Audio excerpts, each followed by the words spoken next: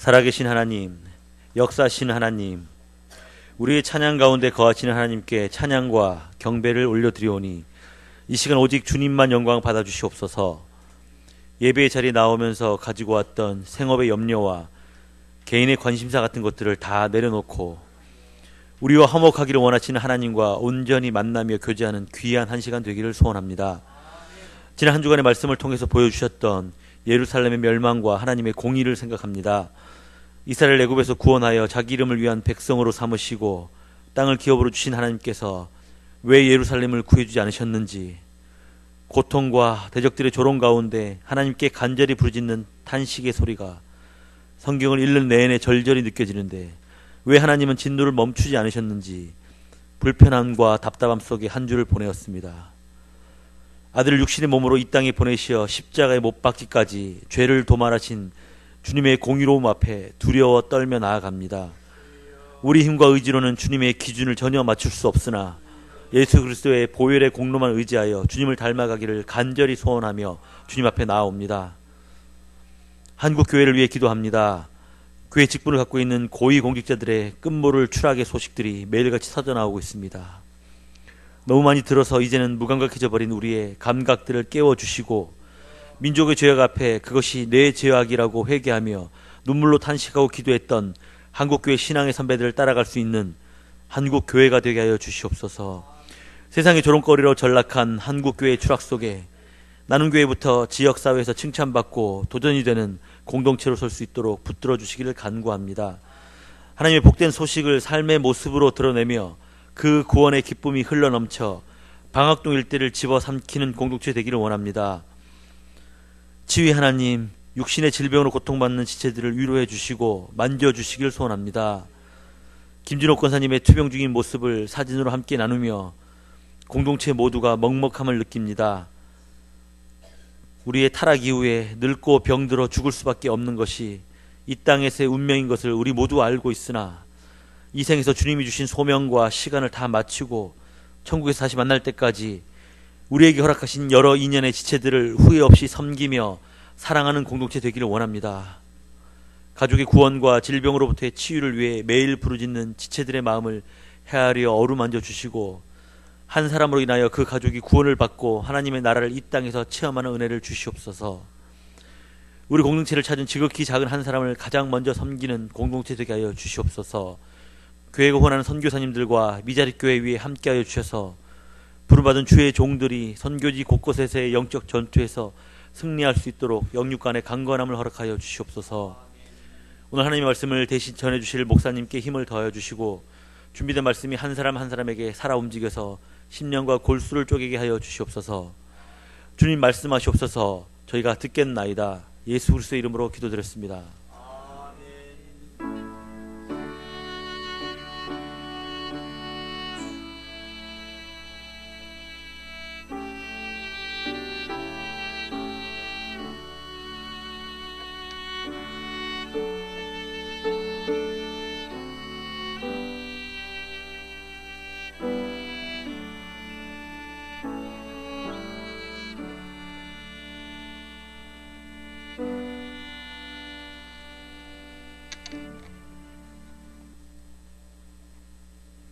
오늘 말씀은 사도행전 26장 19절에서 23절입니다.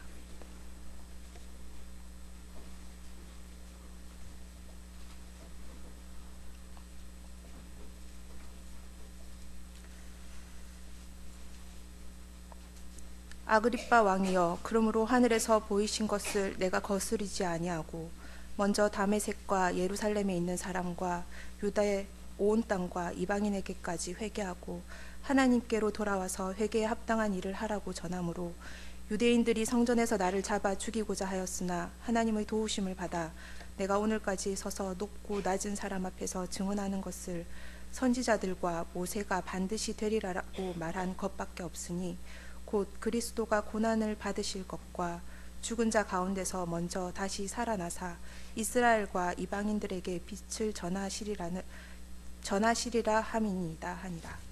아멘.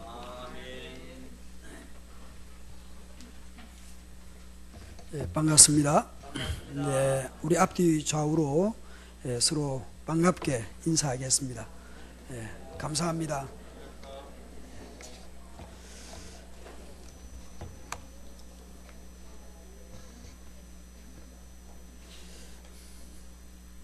조금 전 읽은 본문은 가이사라에서 총독 베스도가 주재하고 아그리빠 왕, 또 그의 또 여동생 버니게, 또 그 당시에 로마의 이렇게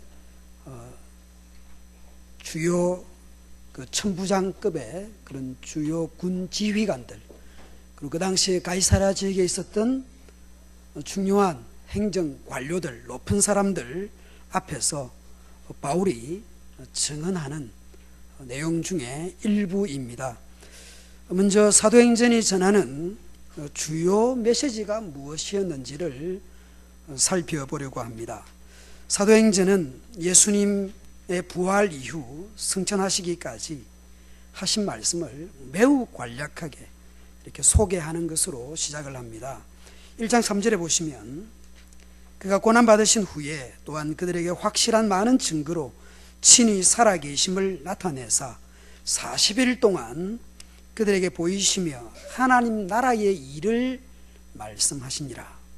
그 내용에 대해서는 구체적으로 나와 있지 않지만 예수님께서 40일 동안 이렇게 보이시면서, 친히 보이시면서 40일 동안 하나님 나라의 이렇게 일을 말씀하셨다라고 하는 것이 예수님이 40일 동안 하신 일이었습니다. 그리고 사도행전, 우리가 마지막 묵상을 했죠. 사도행전 마지막 구절 28장 30절 31절에 보면 바울이 온 이태를 자기 셋집에 머물면서 자기에게 오는 사람을 다 영접하고 하나님 나라를 전파하며 주 예수 그리스도에 관한 모든 것을 담대하게 거침없이 가르치더라. 여러분, 이 하나님 나라를 이태 동안 바울이 이렇게 전파했다. 그 내용은 주 예수 그리스도에 관한 모든 것이겠죠. 하나님 나라를, 예수님께서도 하나님 나라를 말씀하셨고, 사도행전의 마지막도 하나님 나라의 모든, 예수 그리스도에 관한 모든 것을 이태 동안을 가르쳤다라고 말씀합니다. 이것을 수미쌍관, 머리 숫자 꼬리 밑자 해서 머리와 꼬리, 시작과 끝에서 동일한 주제가 이렇게 등장하고 있습니다. 그것은 하나님 나라, 예수님께서 40일 동안 말씀하신 것도 하나님 나라, 사도 바울도 온 이태를 자기 셋집에 머물면서 전파한 내용이 하나님 나라라는 것을 알려주고 있습니다. 사도행전의 시작은 하나님 나라에서 시작을 해서 하나님 나라가 계속 진전되어 가고 있음을 알려주고 있습니다. 그 하나님 나라는 예수 그리스도에 관한 것이라고 이야기할 수 있습니다. 예수님은 어떤 분입니까? 우리 죄를 위하여 죽으시고 사흘 만에 부활하신 분이고, 그분은 구약에서 약속되어진 분이고, 그리고 이스라엘이 소망했던 분이었습니다. 그 약속과 그 소망이 예수 그리스도로 말미암아 이루어졌음을 우리에게 알려주고 있습니다. 바울은 다메섹에서 눈을 뜨자마자, 회심하자마자 시작한 일이 다메섹의 회당에 가서 전도를 하기 시작을 했습니다. 9장 20절에 보면 즉시로 각 회당에서 예수가 하나님의 아들이심을 전파했다라고 알려주고 있습니다. 바울은 이 다메섹뿐 아니라 보면 예루살렘이든 어디든 어느 지역을 가든 1차, 2차, 3차 전도에 어디를 가든지 대부분 유대인의 회당을 찾아가서 이렇게 예수님이 하나님의 아들이시다라는 것을 전파했습니다. 이것은 이스라엘이 구약에서 약속했던, 이스라엘에게 약속했던 말씀이었고, 그것은 이스라엘이 소망했던 메시아였습니다. 바로 예수님이 메시아이고 예수님이 그리스도다라고 전한 것이죠. 이것은 바울이 전한 메시지였습니다만은 바울의 전도 메시지가 또 다른 측면, 또 다르게도 이야기할 수 있는 주요 메시지가 있었다라는 것을 우리가 확인할 수 있습니다. 오늘 읽었던 본문 26장 20절 같이 한번 읽어볼까요? 시작. 먼저 다메섹과 또 예루살렘에 있는 사람과 유대 온 땅과 이방인에게까지 회개하고 하나님께로 돌아와서 회개에 합당한 일을 하라 전함으로, 회개해야 될 것과 회개에 합당한 일들을 하라, 이것이 바울이 전한 주요 메시지였다라고 하는 것이죠. 예수 그리스도가 구약의 약속이었고 이스라엘은 그 소망 가운데 살았습니다. 예수님이 바로 그 메시아였고 그리스도였습니다. 그런데 예수님 당시 로마 식민 지배에 있었던 이스라엘은, 그 당시의 유대인들은 메시아가 와서, 그리스도가 와서 로마를 무찌르고 이스라엘을 그런 군사적 정치적인 데서 해방시켜 주셔서 마치 옛날 다윗 시대처럼 40년 동안 사울이 왕으로 있으면서 블레셋과 전쟁을 했지만 그걸 마무리를 못했죠. 계속해서 블레셋의 지배하에 있거나 이렇게 통금 가운데 있었죠. 그런 상태에서 다윗이 사실은 블레셋을 무찌르고 남쪽 유다 헤브론과 북쪽에 이렇게 있던 북이스라엘을 서로 이렇게 통일을 해서 주위 모든 국가들을 평정하고, 그 다음 아들 솔로몬 왕 때에 은을 돌같이 여겼던 군사적, 외교적, 경제적 부흥을 일어났던 그 다윗 같은 메시아를 그들은 꿈꾸었습니다. 자신들이 당면한, 그들이 직면한, 그들이 가장 중요한, 그들 공동체의 가장 중요한 문제를 해결해 줄 수 있는 그런 메시아를 기대했습니다. 그러나 예수님은 로마를 무찌르지도 않았고 예수님은 우리의 죄를 해결하기 위해서 오셨습니다. 적국을 무찌르고 문제를 해결해 주는 그런 메시아의 경우라면 그냥 따라가서 그냥 전리품만 챙기면 되잖아요. 그렇지 않습니까? 따라다니면서 전리품만 챙기면 되는데, 죄를 해결하기 위해서 예수 그리스도를 우리가 믿는다고 한다면 거기에 마땅한 반응은 회개인 것입니다. 하나님 나라 예수 그리스도 앞에서는, 그분의 하나님 되심 앞에서는 우리의 가슴을 치고 우리의 죄를 확인하는 것밖에 없습니다. 사도들은 이 회개에 대한 메시지를 사도행전에서 곳곳에서 전하고 있음을 알 수 있습니다. 11장 18절에 그 고넬료의 전도 이후에 보면 그들이 이 말을 듣고 잠잠하여 하나님께 영광을 돌려 이르되, 그러면 하나님께서 이방인에게도 생명을 얻는 회개를 주셨다. 회개를 주셨다. 회개했다라는 말씀을 이야기합니다. 아덴에서 바울이 전도할 때에도 알지 못하던 시대에는 하나님이 간과하셨거니와 이제는 어디든지 사람에게 다 명하사 회개하라. 예수님이 오시고 난 뒤에는 회개하라 라고 하셨다라는 것이죠. 그리고 유대인과 헬라인들에게 하나님께 대한 회개와 우리 주 예수 그리스도께 대한 믿음, 이 회개에 대한 믿음을 증언했다라고 바울이 이야기합니다. 여러분, 바울만 이 회개를 전한 것이 아닙니다. 오순절 성령 강림 이후에 난곳 방언으로 놀라는 그들에게 베드로가 설교했죠. 그때의 회중의 반응과 베드로의 촉구가 나타나는데요, 2장 36절 38절에 보면 우리가 어떻게 해야 되나, 그 말씀을 듣고 난 뒤에 우리가 어떻게 해야 되나, 우리가 형제들 우리가 어떻게 할까, 그 마음에 찔려서 이렇게 물었을 때에 베드로가 이르되 너희가 회개할 것을 말씀합니다. 그것이 유대인이든 그것이 이방인이든 누구든 회개하라는 말씀을 합니다.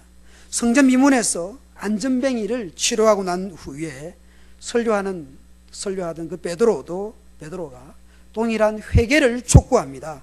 3장 19절에 보면은 그러므로 너희가 회개하고 돌이켜 너희 죄 없이 함을 받으라. 이같이 하면 새롭게 되는 날이 주 앞으로부터 이를 것이요. 여러분, 회개하고 돌이킬 것을 말씀합니다. 예수님이 오시고 난 이후, 예수님께서 하나님 나라를 전파하시고 오순절 성령 강림이 있고 난 이후 계속해서 말하는 주요 핵심은 회개하라, 회개하라 라는 것을 말씀합니다. 여러분, 바울이 전도하는 내용 중에도 보면 세례 요한을 언급합니다. 그리고 세례 요한이 메시아된 예수 그리스도를 소개했다라는 사실을 강조하고 있죠. 그 세례 요한을 언급할 때에도 회개에 대한 언급을 합니다. 13장 24절과 19장 4절에 보면 그가 오시기에 앞서 요한이 먼저 회개의 세례를 이스라엘 모든 백성에게 전파하니라. 바울이 이르되 요한이 회개의 세례를 베풀며 백성에게 말하되 내 뒤에 오시는 이는 믿으라 하였으니 이는 곧 예수라. 여러분, 예수님 앞에서 해야 될 일은 회개하는 것입니다. 바울이 26장에서 오늘 읽은 본문이죠. 아그리빠 왕과 버니게와 베스도 총독 그리고 주요 군지휘관들, 행정 높은 지휘관에 있는 사람들 앞에서 그동안 자신이 사람들에게 무엇을 전했는지, 유대로부터 다메섹으로부터 시작을 해서 온 유대와 그리고 유대인들과 이방인들에게까지 가서 자기가 무엇을 전했는지를 핵심적으로 말하는 말씀이 회개하고, 자막 띄워주세요. 회개하고 하나님께로 돌아와서 회개에 합당한 일을 하라. 회개하라라는 말씀과 그 회개에 대한 합당한 일들을 하라라고 하는 말씀을 전했다라는 겁니다. 바울의 핵심 메시지는 하나님 나라였고 예수 그리스도에 관한 모든 것이었고, 그리고 그 하나님 편에서 이루어진 일들이었지만, 하나님의 큰 일을 말씀했지만 그 말씀을 듣는 사람, 그 말씀을 믿는 사람들에게 요구한 것은 회개하고 그리고 회개에 합당한 일들을 하라, 그것을 요구했다라는 것입니다. 우리가 예수님을 믿는다, 우리가 예수 그리스도를 안다라고 했을 때에 회개하는 것, 회개할 것과 그리고 회개에 합당한 일들을 하라라고 전했다라는 것이죠.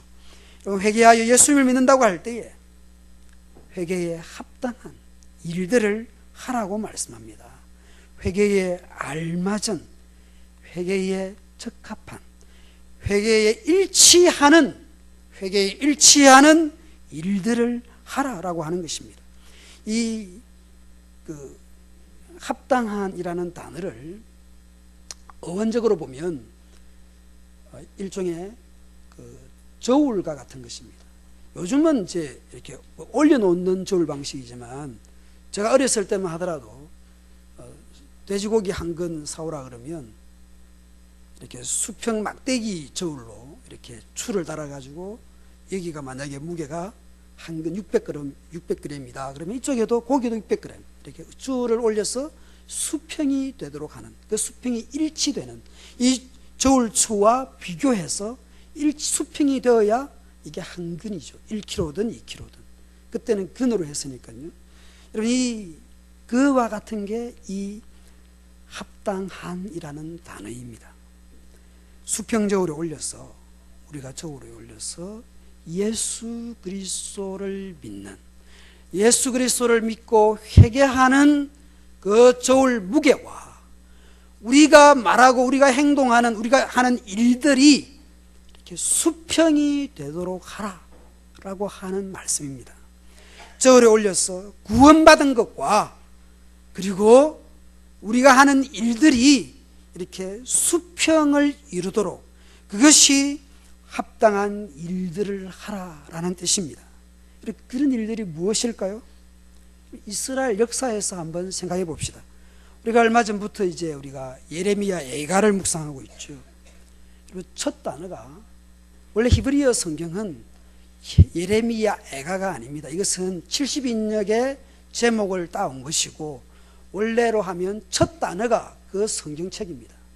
그래서 첫 단어가 뭡니까? 슬프다입니다. 이걸 좀 직역을 하자면, 어떻게, 여러분, 이제 나이 좀 드신 아주머니들이 엄청 사이가 이렇게 몹쓸병에 걸렸다든지 하면 어떻게 이렇게 하지 않습니까? 그때에 표현하는 그 어떻게, 또 아니면 아이고 이렇게 하는 표현, 의역을 하자면, 아이고, 이게 첫 단어입니다. 이게 예레미야 애가의 본래 성경책의 이름입니다. 아이고, 어떻게? 어느 정도로 슬프냐 하면 BC 586년경에 바벨로니아에 의해서 이스라엘이, 예루살렘이, 성전이 모든 것이 끝장나 버렸습니다. 이 건물만 이렇게 끝장이 났겠습니까? 이런 전쟁에 패배했다라는 것은 포위를 당해서 그 당시에 아이들을, 영아부 아이들을 한 명씩 잡아먹었다라고 이렇게 추측할 수 있는 성경 구절들이 있습니다. 아이들이 돌아가면서 오늘 우리 구역에서 제비뽑기에서 어느 집에 아이를 잡아먹고, 그럼 포위대에서 여러분 아이들을 잡아먹는 거예요. 여러분 성폭행과 유린과 포로와 남자들을 다 죽이는 그런 일들이 여러분 예루살렘에 일어난 것입니다. 끝장이 남는 것이죠. 왜 그렇게 되었습니까? 여러분 이스라엘 백성들이 출애굽해서 BC 15세기경에 출애굽해서 시내산에서 1년 정도 머물면서 여러분 하나님의 말씀을 듣지 않습니까? 오늘 우리가 예배 때마다 계명을 선포하는 그 말씀을 1년 동안 시내산 교육을 받는 것이죠. 시내산 언약을 이렇게 성막까지 지으면서 이렇게 지내는 것이 시내산 언약이었습니다. 그리고 그 말씀을 지키지 않았기 때문입니다. 이스라엘이 모압 평지에서 신명기 1장부터 34장까지 모압 평지, 저 멀리 가나안 약속의 땅이 보이는 모압 평지에서 다시 그 모든 그 율법들과 이 모든 것을 잘 자세히 설명하고 설교하는 내용이 신명기입니다. 그래서 그 모압 평지에서 분명히 그 에발산과 그린심산에 가거들라 언약을 맺도록 모세가 계속 강조합니다. 그 내용이 무엇인지를 모압 평지에서 가르치고, 그리고 실제로 여호수아 정복 시대에 에발산과 그린심산 그 사이 세겜에서 언약을 맺습니다. 여호수아가 100살에 죽기 전에 다시 이 사람들이 다시 제대로 하나님을 섬기지 않으니까 나와 내 집은 여호와 하나님을 섬기게, 너희들이 만약에 여호와가 하나님 여호와를 섬기고 바알이 하나님 바알을 섬겨라. 여호수아 정복 시대가 끝나지도 않았는데 벌써 바알을 숭배하는, 그래서 다시 세겜에 가서 언약을 갱신하는, 여러분 그런데도 거기서 아멘을 했음에도 불구하고 불순종했습니다. 여러분 솔로몬 성전만 그렇게 되었습니까? 예수님이 오셨지만 헤롯 성전에, 그 예루살렘 성전을 그 아름다운 화려함만 즐거워했고 그 제사를 드리고 거기서 이렇게 폼을 잡고 했습니다만은 그들이 회개하지 않았을 때에 당시 최고의 강대국이었던 로마에 의해서 AD 70년에 또다시 그 성전은 파괴되고 이렇게 국가를 잃어버리고 마는 것이죠. 할례도 행했고 성전에서 제사도 드렸지요. 그러나 돌이키지 않고 회개하지 않은 그 하나님 말씀을 순종하지 않았을 때에 그들은 파괴되고 멸망하고 포로로 끌려가고 마는 것이죠. 여러분 이 회개하는 일이 뭐냐? 회개하지 않았을 때에 이스라엘 역사 가운데 이런 일들이 일어났습니다. 여러분 두 번째로 세례 요한의 전한 메시지에서 회개에 합당한 일이 무엇인지 확인할 수 있습니다. 누가복음 3장 8절에 보면 그러므로 회개에 합당한 열매를 맺고, 세례 요한이 전한 중요한 메시지였습니다. 회개에 합당한 열매를 맺어라. 여러분 누가가 예수님의 행전을 기록하기 전에 세례 요한을 소개하면서 세례 요한이 전한 중요한 핵심의 메시지가 뭐였는지, 메시지의 핵심이 무엇이었는지를 이렇게 우리에게 알려주고 있습니다. 그리고 사도행전, 누가행전, 사도들의 행전 속에서, 성령 행전 속에서도 이 회개가 얼마나 중요한지를 알려주고 있는 것이죠. 어떻게 하는 것이 회개에 합당한 것입니까? 세례 요한에서 힌트를 얻을 수 있는데요. 무리가 물어 이르되, 이 무리는 누구인지 알 수 없죠. 그냥 일반 불특정한 사람들이 물었습니다. 우리가 그러면 어떻게 해야 되냐? 어떻게 하는 게 회개냐? 라고 물은 것이죠. 그때에 옷 두 벌 있는 사람은 있는 옷 없는 자에게 나눠주고, 먹을 것이 여유가 있는 사람은 먹지 못하는 사람들. 옛날 이 시대에 여러분 못 먹고 못 입는 것은 여러분 일반적인 다반사였습니다. 먹고 입는 것만 해결해도 부자였죠. 여러분 그렇게 부자들은 나눠주라. 이게 여러분 이걸 그대로 성취되는 데가 어디입니까? 예루살렘 교회잖아요. 오순절 성령 강림 때에 그게 그대로 그 회개가 어떻게 성취되는지를 보여주는 것이에요. 서로 나누고 도움이 되고 서로에게 필요가 되는 그 일이 회개에 합당한 일들이라는 것이죠. 특정한 사람들이 묻습니다. 세리들이 묻습니다. 세리들이 물었어요. 우리는 어떻게 해야 됩니까? 로마의 세금을 거두어서 일부 자기들이 로마에 바쳐야 될 것 빼고 나면 나머지는 다 자기 것이 되는 거예요. 그러니까 많이 거두면 많이 거둘수록 자기가 부자가 되는 것이에요. 그런데 어떻게 하라 그럽니까? 부과된 것 외에는 더 이상 거두지 마라. 세금쟁이들은 그 이상 거두지 마라. 그것이 회개의 일들이라는 겁니다. 군병들도 묻습니다. 여러분 군병들이 얼마나 중요합니까? 로마 지배하에 있었고 군인들은 옛날에도 여러분 행정권을 다 가지고 있잖아요. 우리도 보면 여러분 군대가 얼마나 옛날에 중요했습니까? 그렇지 않습니까? 군사 정권일수록 군 장교들이 힘이 있는 거 아니겠습니까? 여러분 군병들이 묻습니다. 우리는 어떻게 해야 돼? 우리는 어떻게 하는 게 회개에 합당한 일입니까? 강탈하지 말고 거짓으로 고발하지 말고 받는 급료를 족한 줄로 알라. 어떤 식으로든지 삥치고 어떤 식으로든지 그죠? 위계에 의한 힘에 의한 뇌물을 받거나 또 빼앗거나 상납을 받거나 그렇게 하지 말라라는 것입니다. 그것이 회개에 합당한 일들이라고 말씀합니다. 이런 바울의 경우에도 회개에 합당한 일들이 무엇인지 바울에게서도 확인할 수 있습니다. 바울은 자신의 회심 사건, 다메섹 사건을 설명합니다. 이런 그것이 중요한 이유는 자신의 인생의 그런 헌신과 열심의 방향이 바뀐 것이죠. 26장 9절부터 12절에 보시면 자기가 다메섹 사건 이전에 어떻게 했는지를 말하죠. 많은 일들을 자기가 했죠. 나사렛 예수의 이름을 대적하여 많은 일들을 회개하기 이전 그때 자기는 많은 일들을 했습니다. 어떤 일들을 했습니까? 많은 성도를 옥에 가두었습니다. 여러분 모든 회당에서 여러 번 형벌을 가했습니다.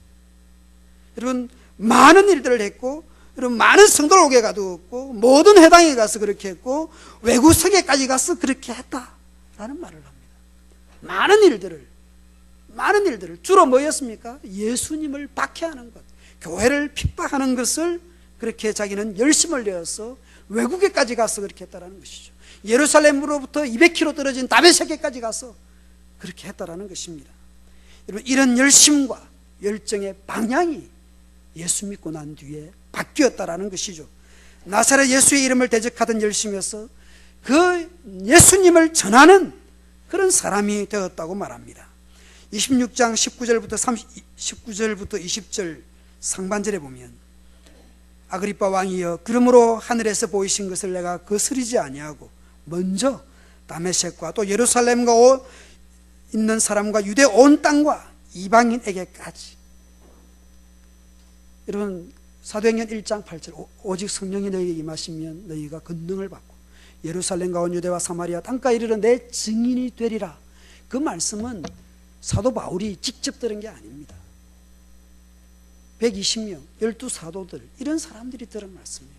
그런데 이것을 실제로 이루어간 사람은 바울이었다라는 것을, 그의 열심의 방향이 바뀐 것이죠. 그가 많은 회당에 가서 그가 많은 사람들을 많은 도시에 가서 그렇게 예수님을 믿는 사람들을 박해했는데 이제는 많은 회당에 가서 많은 사람에게 심지어 유대인들뿐 아니라 이방인에게까지 1차, 2차, 3차 로마에게까지 땅끝까지 이르러서 그가 복음을 전하는 사람이 되었습니다. 다메섹에서 예수님을 만나고 난 이후에, 그가 회심하고 난 이후에 회개에 합당한 일들을 바울은 했던 것이죠. 그의 열심의 방향이 바뀌었고, 그가 그리스도인을 핍박하던 사람이 복음을 위해서 핍박을 받는 사람이 되었습니다. 예수님을 박해하고 교회를 박해하던 사람이 교회를 세우고 교회를 위하고 교회를 걱정하는 사람이 되었습니다. 가치관과 기준과 원리와 삶의 목표가 바뀌었고 방향이 바뀌었다는 것을 알 수 있습니다. 여러분, 바울 서신들을 보십시오.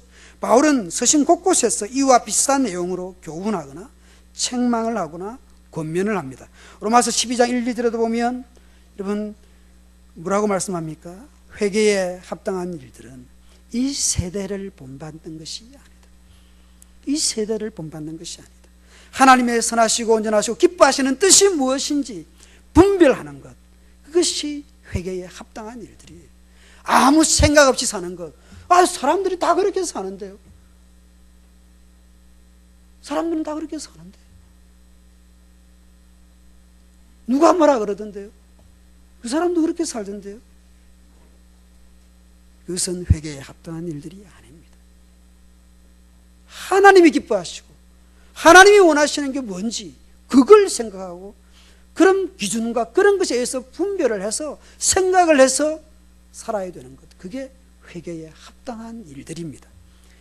에베소서 4장 1, 2절에는 너희가 부르심을 받은 일에 합당하게 행하여 모든 겸손과 온유로 하고 오래 참음으로 사랑 가운데서 서로 용납하고. 부르심에 합당한 일들, 회개에 합당한 일들, 예수를 믿는 합당한 일들이 뭡니까? 에베소서 4장 1, 2절에서는 모든 겸손, 온유. 여러분, 목사님 지난주에도 그런 말씀하셨죠. 겸손과 온유는 그 당시에 덕목이나 미덕이 아니었다고. 그는 노예들에게나 요구하는 것이었다. 세상의 가치는 그랬다라는 것이에요. 그러나 예수를 믿은 사람, 우리가 회개했다고 말하는 사람, 회개에 합당한 일들은 오늘 에베소서 4장 1, 2절로 말하면 성품적인 것입니다. 성품. 갈라디아서에 나오는 성령의 9가지 열매도 사랑과 희락과 화평과 오래 참음과 자비와 양성과 충성과 온유와 절제, 다 성품들입니다. 예수를 믿는다라는 것, 회개했다라는 것, 회개에 합당한 일들은 성품이 바뀌는 것입니다. 골로새서 3장 1, 2절에서는 다시 살리심을 받았으면 위의 것을 찾아라. 하나님 우편에 앉아 계시느니라. 위의 것을 생각하고 땅의 것을 생각하지 말라. 회개에 합당한 일들은 내 인생의 추구하는 방향, 삶의 방향, 열심 내는 방향, 삶의 우선순위가 뭔지, 내 삶에 가장 중요한 것이 뭔지 우선순위를 알려주는 것입니다. 그게 바뀌는 것입니다. 그게 바뀌는 것이에요. 그럼 사람이 바뀌잖아요. 우리는 그리스도께 돌아온 사람들, 그리스도를 믿는 사람들, 여러분, 우리는 그렇다고 한다면 회개에 합당한 일들이 무엇인지 사도행전에서, 복음서에서, 서신서에서 확인할 수 있습니다. 어떤 사람이 믿고 있는지, 저 사람이 믿음이 있는지, 저 사람이 회개했는지 우리는 판단하기 어렵습니다. 그 사람이 예수를 믿는 사람인지 회개했는지 알 수가 없습니다. 그러나 짐작할 수 있어요. 짐작할 수 있습니다. 그가 믿는지 안 믿는지, 그가 회개했는지 안 했는지는 알 수 없습니다. 그러나 그가 회개에 합당한 일들을 하고 있는지 짐작할 수는 있잖아요. 판단할 수는 없습니다. 그러나 짐작할 수는 있습니다. 요즘 아직까지는 있잖아요. 그죠? 아침 저녁으로 쌀쌀하잖아요. 그런데 봄이 되면서 여기저기서 싹이 올라오기 시작을 했습니다. 저 나무 살아있네. 겨우내 죽은 줄 알았는데 싹이 나거나 꽃이 피기 시작했습니다. 우리 공원에 잘 보시면 그 우물 옆에 보면, 그죠? 노란 꽃이 피기 시작해요. 노란 꽃이 뭐냐 하면 산수유입니다. 산수유. 가을이 되면 빨간 열매가 맺힐 것입니다. 여러분, 산수유가 피기 시작을 했습니다. 여러분, 우리 집 앞에 하얀 목련이, 그죠? 피기 시작을 하고 있습니다. 여러분, 붉은, 여기 앞에 보이는 데는 붉은 매화들이 있습니다. 청매화도 있습니다. 우리 바로 교회의 쪽문으로 나가는 공원 앞에 있는 것은 여러분, 매화꽃입니다. 여러분, 이 추운 겨울 죽은 나무가 아니었습니다. 이 주위에 보면 감나무들도 있어요. 감나무 꽃은요, 진짜 늦게 핍니다. 다른 꽃 다 피고 지고 난 뒤에 지 혼자 그때서 피는 게 감꽃입니다. 그래서 감꽃으로 이렇게 실을 매어가지고 목걸이도 하고, 그죠? 여러분, 다 지고 난 이후에 새 잎이 돋아날 것입니다. 그가 살아있다면 여러분, 짐작할 수 있는 것이죠. 마른 나무라도 할지라도이죠, 나무 가지를 휘어보면 어떻습니까? 죽은 나무는요, 휘어지지 않아요. 이게 휘어지지 않는 게 있잖아요. 휘어지지 않는 게 이게 살아있는 게 아니에요. 이게 죽은 거예요. 여러분, 힐 때에 이게 싹 휘어지는 놈은 살아있는 거고요. 대부분의 경우에 가지 중에 이게 죽은 나무 가지는 어떻게 됩니까? 부러지는 겁니다. 고난이 오고 어려움이 오면 그게 턱 부러져 버려요. 여러분, 예수 믿는다라는 것, 회개했다라는 증거 알 수 없어요. 어떻게 사람이 판단하겠어요? 그런데 이게 고난이 오거나 힘든 일이 올 때에 탁 부러져 버린다. 나 이제 교회 끊었어. 예. 그건 죽은 나무일 가능성이 높은 것입니다. 교회 생활하면서 힘들고 고생스러울 때에 열받쳐서 이 교회 못 다니겠네. 여러분, 그럼 아직 내가 이게 살아있는 게 아니고요, 내가 아직 죽었구나, 이게 내가 아직 물이 덜 찼구나, 이게 휘어져야 되는 것이에요. 이게 휘어져야 되는 것이에요. 턱 부러져 버리면 이게 내가 문제인 것이에요. 신앙생활 하면서 내가 다른 사람이 이렇게 이게 내가 이게 아닌데, 내 스타일 아닌데, 그때 휘어지십시오. 그게 살아있는 것이에요. 그게 죽은 게 아니에요. 나도 이제 성질 다 죽었는데 이게 아니고, 그게 진짜 사는 거예요. 그게 아직 세수는 돋아나지 않았지만 이 휘어지는 거 보니까 아직 살아있는 거구나. 살아있다면 때가 되면 싹이 나고요, 때가 되면 꽃이 피고요, 때가 되면 열매를 맺습니다. 특별히 우리 중고등부 자녀들을 둔 학부모님들, 너무 안달하지 마십시오. 우리는 물을 주고, 우리는 밥을 먹이고, 우리는 잘해주면 돼요. 그놈이 살아있으면 때가 되면 싹이 나고 잎이 나고 열매가 맺히게 될 것입니다. 열매도요, 산수유 같은 놈이 있고 매실 같은 놈이 있고 별게 다 있지 않습니까? 어떻게 똑같이 매실이 열리고 똑같이 산수유가 맺히겠습니까? 똑같이 어떻게 단감이 열리겠습니까? 우리는 여러분, 회개한 사람들입니다. 우리는 회개에 합당한 일들을 하고 있습니다. 말에서나 태도에서나 일에서나 삶의 목적에서나 자녀의 교육의 목적에서나 회개한 사람이 맞습니까? 여러분, 삭개오가 예수님 앞에서, 예수님, 저는 회개합니다. 저는 오늘부터 예수님 믿기로 했습니다. 두 손 들고 주 앞에 나아갑니다. 이런 표현을 했는지 안 했는지 성경의 기록에는 없습니다. 누가복음의 기록상에는 없습니다. 그러나 분명 그는 회개한 일들, 회개에 합당한 일들을 했다라는 것은 확인할 수 있습니다. 누가복음 19장 8, 9절에 보면 삭개오가 서서 주께 여짜오되, 주여 보시옵소서, 내 소유의 절반을 가난한 자들에게 주겠사오며 만일 누구의 것을 빼앗은 일이 있으면 네 갑절이나 갚겠나이다. 예수께서 이르시되, 오늘 구원이 이 집에 이르렀으니 이 사람도 아브라함의 자손이미로다. 여러분, 레위기서라든지 다른 데를 보면 이렇게 절도한 경우 5분의 1을 더하도록 되어 있고, 출애굽기에는 4배를 보상하도록 되어 있는데요. 그 당시 로마법이 남의 것을 빼앗았으면 4배로 보상하는 원리였습니다. 그 당시의 법을 따라서 나도 내가 잘 기억이 안 나는데 혹시 내가 남의 것을 그렇게 했다면 제가 법의 원칙에 따라서 제가 배상하겠습니다.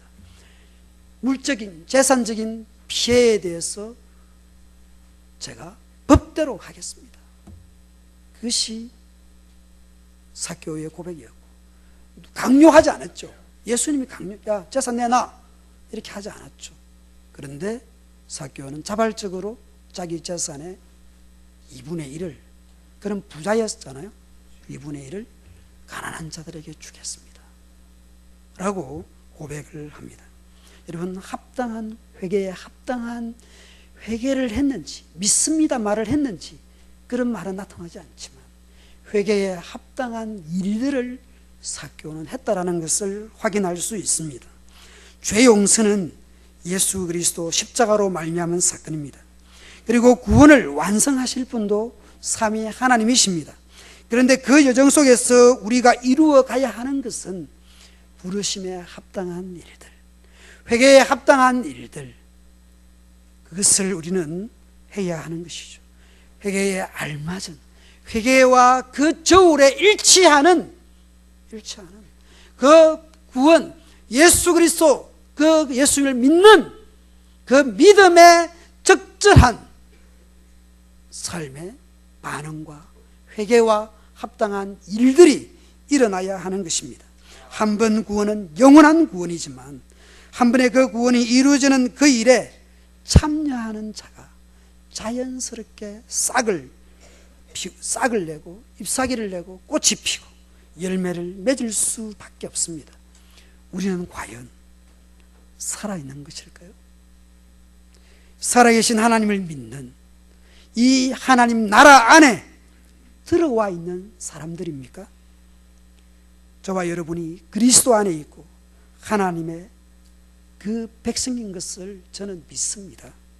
그런데 그에 알맞은, 그와 일치하는, 그와 그 저울의 수평이 되는 그런 일들, 그런 변화, 그런 성품이 우리는 드러나야 하는 것이 마땅한 것입니다.